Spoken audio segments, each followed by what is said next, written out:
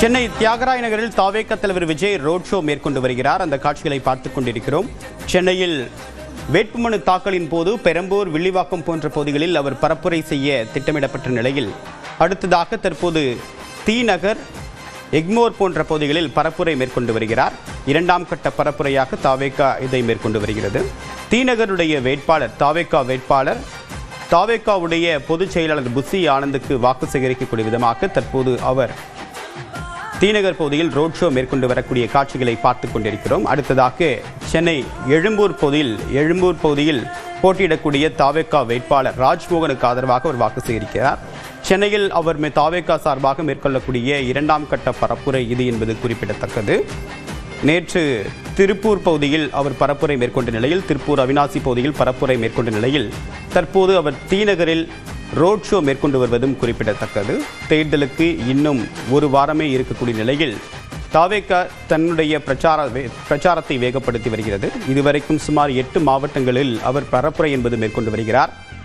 தேர்தல் தேதி அறிவிக்கப்பட்ட பிறகு இந்த 8 மாவட்டங்களில் அவர் வெவ்வேறு முறைகளில் பிரச்சாரத்தை மேற்கொண்டு வருவதும் குறிப்பிடத்தக்கது. காரைக்குடியில் மட்டும் அவர் எந்தவிதமான உரையும் நிகழ்த்தாத நிலையில் தற்போது மற்ற இடங்களில் அவர் பல முக்கிய வாக்குறுதிகளையும் தாவேகா சார்பாக தேர்தல் வாக்குறுதிகளையும் வெளியிட்டு வருகிறார். ஒரு முழுமையான தேர்தல் வாக்குறுதி என்பது வரக்கூடிய 16ஆம் தேதி தாவேகா சார்பாக வெளியிடப்படும் என்று அறிவிக்கப்பட்டிருக்கும் நிலையில் அந்த பகுதி பிரச்சனையை மையப்படுத்தி பரப்புரை மேற்கொள்ளக்கூடிய இடங்களில் முக்கிய வாக்குறுதிகளை மட்டும் அவர் வெளியிடுவது குறிப்பிடத்தக்கது. விவரங்களுடைய நிகழ்ச்சிய சிறப்பு செய்தியாளர் வெங்கட், விவரம் என்ன? தற்போது ரோட் ஷோ எங்க போயிட்டு இருக்கு? அடுத்ததாக எந்த இடத்துல பேச வாய்ப்பு இருக்கு?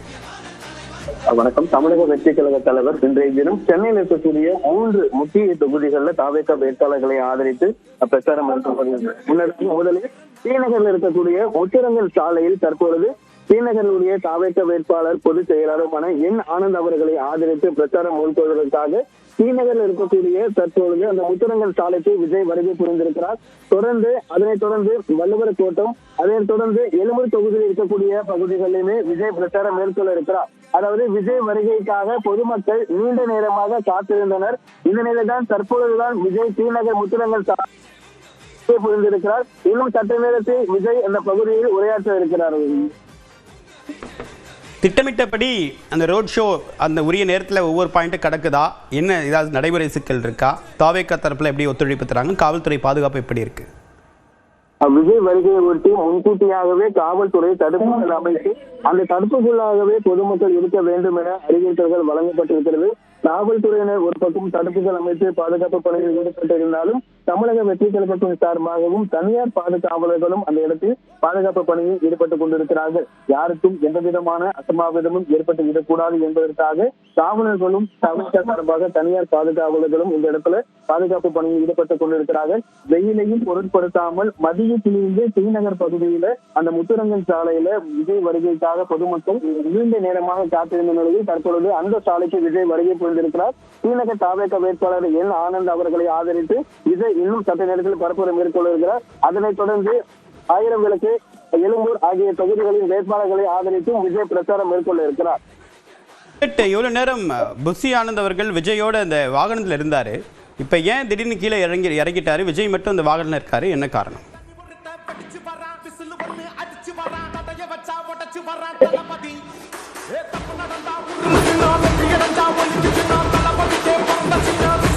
வெங்கட், அடுத்ததாக எக்மோர் செல்ல இருக்காரு. தற்போது விஜய்க்கு தாவேகா தொண்டர்கள் உற்சாக வரவேற்பு கொடுத்து வரக்கூடிய இந்த காட்சிகளை பார்த்துக் கொண்டிருக்கிறோம். தீநகர் பகுதியில் அவர் பரப்புரை மேற்கொண்டு வரக்கூடிய அந்த காட்சிகளும் தாவேகா தொண்டர்கள் அவருக்கு நினைவு பரிசு வழங்க வரக்கூடிய காட்சிகளையும் பார்த்துக் கொண்டிருக்கிறோம்.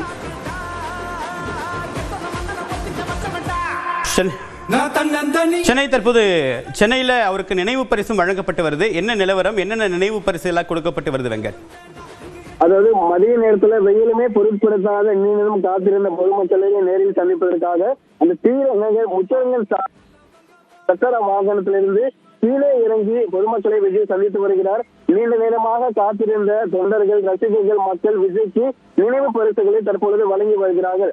குறிப்பாக மதியத்திலிருந்தே பல்வேறு தொண்டர்கள் காத்திருந்த நிலையில அவர்களை பார்ப்பதற்காக தற்போது விஜய் முத்துரங்க சாலைக்கு வந்திருந்தார். அதாவது பிரச்சார வாகனத்திலிருந்து கீழே இறங்கி தொண்டர்களை அவர் பார்த்து வருகிறார். தொண்டர்களும் விஜய்க்கு நினைவு பரிசுகளை தற்பொழுது வழங்கி வருகிறார்கள். ஸ்ரீநகர் பகுதியில் பிரச்சாரம் முடித்ததற்கு பிறகாக 1000 விளக்கு தொகுதியில் இருக்கக்கூடிய இந்த வல்லூர்கோட்டம் பகுதியில் எஸ்டி பிரபாகர் அவர்களை ஆதரித்தும், எழும்பூரில் இருக்கக்கூடிய ராஜ்மோகன் அவர்களை ஆதரித்தும் விஜய் அடுத்தடுத்து இந்த தினம் பிரச்சாரம் மேற்கொள்ள இருக்கிறார். வெங்கட், இப்ப விஜய் அடுத்ததாக இந்த தீநகரை கிராஸ் பண்றதுக்கு எவ்வளவு நேரம் ஆகும்? என்ன அலுவலகங்கள் முடியக்கூடிய நேரம் இது. இனிமேல் மக்கள் வர ஆரம்பிச்சிருவாங்க. இன்னைக்கு வேலை நாள் வேற. ஸோ போக்குவரத்து ஏதாவது மாற்றங்கள் ஏற்கனவே செய்யப்பட்டிருக்கா, இல்ல இவங்க இந்த இடத்தை விட்டு நகர்ந்தாதான் போக்குவரத்து சீராகுமா? விஜய் வருகை முன்கூட்டியாகவே திட்டமிட்ட நிலையில தற்போது இந்த இடத்துல போக்குவரத்து மாற்றம் எதுவும் செய்யவில்லை. குறிப்பாக ஒரு இடத்தில் இருந்து மற்ற இடத்திற்கு செல்லக்கூடிய பகுதியில பொது போக்குவரத்துக்கு எந்த விதமான இடையூறும் ஏற்பட்டு விடக்கூடாது என்பதற்காக இது முன்கூட்டியே அனுமதி வாங்கி நடைபெறிய கூட்டம் என்பதன் காரணமாக போக்குவரத்து எந்த விதமான தடையும் இல்லாமல் இயங்க வேண்டும் என கூறப்பட்டிருக்கிறது. அந்த ஸ்ரீநகர் பகுதியை முடித்துக் கொண்டு விஜய் அடுத்த பகுதிக்கு வரும் வரைக்குமே அந்த சாலையிலிருந்து வெளியே வரும் வரைக்குமே காவலர்கள் தடுப்புகள் அமைக்கப்பட்டிருக்கிறது. குறிப்பாக இங்கே 1000 விளக்கு தொகுதிக்குட்பட்ட நுங்கம்பாக்கம் பகுதியில இருக்கக்கூடிய அந்த 1000 விளக்கு பகுதியில இந்த சாலையில ஒரு பக்கம் சாலை மட்டும் மூடப்பட்டிருக்கிறது. மற்ற சாலையில பொது போக்குவரத்து என்பது அனுமதிக்கப்பட்டிருக்கூடிய நிலையில எந்த விதமான பொது போக்குவரத்துக்கும் இடையில் ஏற்பட விடாமல் காவலர்கள் அந்த இடத்துல பாதுகாப்பு பணியில் ஈடுபட்டுக் கொண்டிருக்கிறார்கள். விஜயை பார்த்து ரசிகர்கள் தற்போது உற்சாகமாக விஜயை பார்த்து ஆர்ப்பரித்து வருகிறார்கள். ஸ்ரீநகர் தொகுதியில தமிழக வெற்றி கழகத்தினுடைய பொதுச் செயலாளர் என் ஆனந்துக்கு ஆதரவாக தமிழக வெற்றி கழக தலைவர் விஜய் தற்போது தேர்தல் பரப்புரை மேற்கொண்டு வருகிறார்கள். இப்ப எந்த பாயிண்ட் கிராஸ் பண்ணிருக்காரு? இன்னும் எவ்வளவு தொலைவு டிராவல் பண்ண வேண்டியிருக்கு? எந்த ரூட்ல வராரு வெங்கட்? அதாவது நீலாங்கரை இல்லத்திலிருந்து குறிப்பிட்ட விஜய் தற்போது டி நகர்ல இருக்கக்கூடிய அந்த முத்துரங்கல் சாலையில் தான் ஏற்கனவே அந்த அனுமதி என்பது அந்த இடத்துல தேர்தல் பரப்புரை மேற்கொள்ள அனுமதி என்பது வழங்கப்பட்டிருக்கிறது. அந்த முத்துரங்கல் சாலைக்கு தற்போது விஜய் வருகை புரிந்திருக்கக்கூடிய நிலையில வாகனத்தில் இருந்தவரையே விஜய் தற்போது அந்த இடத்துல பேச இருக்கிறார். குறிப்பாக டி நகர் வந்த தமிழக வெற்றி கழக தலைவர் விஜய்க்கு வீரவாள் உள்ளிட்டவற்றை தொண்டர்கள் ரசிகர்கள் பரிசாக வழங்கி இருக்கிறார்கள்.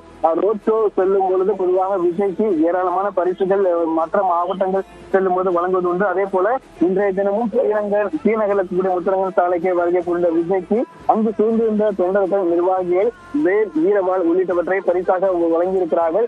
அதாவது பொது போக்குவரத்துக்கு எந்த விதமான இடரும் ஏற்படக்கூடாது என்பதற்காக அந்த சாலைகள் முழுவதுமாக மாற்றப்பட்டு தற்போது ஸ்ரீநகர்ல வாகனத்தில் இருந்தவரே ஸ்ரீநகருடைய தமிழக வெற்றி கழக பொதுச் செயலாளர் என் ஆனந்துக்கு ஸ்ரீநகர் சட்டமன்ற தொகுதியில் அக்கட்சியின் தலைவர் விஜய் வாக்கு சேகரித்து வருகிறார். எவ்வளவு காவலர்கள் இந்த பாதுகாப்பில் ஈடுபட்டிருக்காங்க வெங்கட்?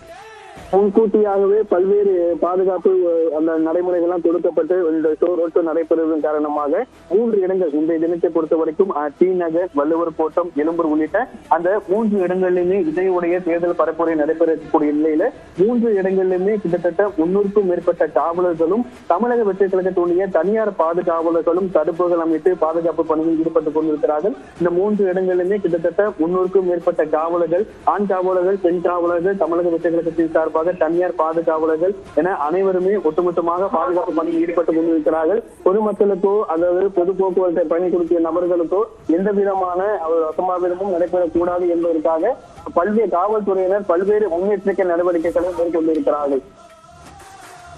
வெங்கட், நீங்க தொடர்ந்து இணைப்பிருங்க. அடுத்ததாக நம்முடைய சிறப்பு செந்தில் இணைகிறார். செந்தில், தற்போது திமுக, அதிமுக மற்ற எல்லா தலைவர்களும் மற்ற இடங்களுக்கு சென்று பரப்புரை மேற்கொள்றாங்க. அவங்க போட்டியிடக்கூடிய தொகுதிகளில் ஏற்கனவே முதல் சுற்று பரப்புரை முடிச்சிட்டாங்க. இப்போ விஜய் வேட்புமனு தாக்கல் பண்ணப்பதான் பரப்புரை அந்தந்த தொகுதிகளில் மேற்கொண்டாரு. இப்போ இன்னொரு சுற்று அந்த தொகுதிகளுக்கு பெரம்பூருக்கும் திருச்சிக்கும் செல்வதற்கு வாய்ப்பு இருக்கா, இல்லை மற்ற வேட்பாளர்கள் கவனம் செலுத்தக்கூடிய வாய்ப்பு இருக்கா? தேவப்பிரியன், விஜயோடைய திட்டத்தில் பார்த்தீர்கள் என்றால் இதுவரை சென்று பிரச்சாரம் செய்யாத அல்லது மக்களை சந்திக்காத மாவட்டங்களுக்கு செல்வதற்கான அந்த முக்கியத்துவம் கொடுக்கும் வகையில் தான் அந்த திட்டங்கள் அவருடைய பிரச்சார திட்டங்கள் வடிவமைக்கப்பட்டு வருகிறது. அதிலும் சில சமயங்கள் இறுதி நேரத்தில் அனுமதி கிடைப்பதன் காரணமாக அது ரத்து செய்யப்படுவதாக அவர்களுடைய கட்சி சார்பில் கூறுகிறார்கள். அந்த வகையில் தான் சமீபத்தில் பார்த்தீர்கள் என்றால் கன்னியாகுமரி, திருப்பூர், காரைக்குடி ஆகிய சிவகங்கை மாவட்டத்திற்கு சென்றிருந்தார். இதை முடித்துவிட்டு தான் இன்று தற்போது சென்னையில் அந்த பிரச்சாரத்தை வந்து மேற்கொள்கிறார். ஏற்கனவே திட்டத்தின்படி வந்து பெரம்பூரில் இறுதி நாள் வந்து பிரச்சாரம் செய்வதற்கான ஒரு வாய்ப்பு இருப்பதாக வந்து தெரிவித்தார்கள்.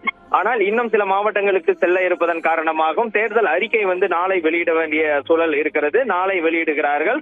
அதை முடித்துவிட்டு மறுபடியும் வந்து வட மண்டலத்தில் இருக்கக்கூடிய ஏதாவது ஒரு மாவட்டத்திற்கு வந்து அவர் செல்வதற்கான வாய்ப்புகள் இருப்பதாக வந்து கூறுகிறார்கள். ஏற்கனவே வந்து தருமபுரி மற்றும் வந்து திருவண்ணாமலை ஆகியவை திட்டமிடப்பட்டிருந்தது. அதே போல் திருவள்ளூரும் வந்து திட்டமிடப்பட்டிருந்தது.